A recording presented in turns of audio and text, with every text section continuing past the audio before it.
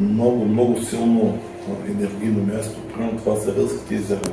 Те не случайно са 7, защото 7 е много сакрално. Като цяло в България отдолу има много злато, а златото е свещен метал.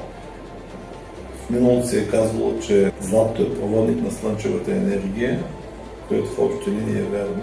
Къде е хубаво човек да се зарежда с така божествена енергия. Като цяло България е всяко високо място е много силно енергийно място. Там, където Стара планина влиза в Черно море. Той е като един гръбнак на човек.